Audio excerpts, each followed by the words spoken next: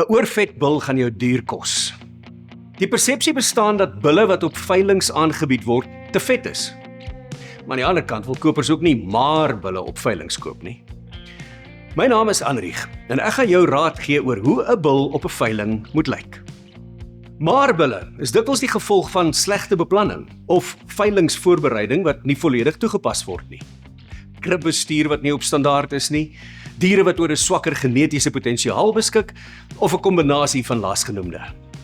'n Oorvet bil kan jou egter duur te staan kom. Oorvet bulle is nie fiks nie en kan sukkel om aan te pas in 'n nuwe omgewing. Bulle wat nie in goeie kondisie is tydens die dekseisoen nie, produseer nie genoeg kwaliteit semen nie en het 'n verlaagde libido. Oormatige vet aanpakking in die nek van die skrotum is nie gewens nie en kan die produksie van kwaliteit semen benadeel, wat negatief is vir reproduksie. Teelbulle stap omtrent 7,5 km per dag tydens die dekseisoen. Daarom moet hulle fiks en funksioneel doeltreffend wees.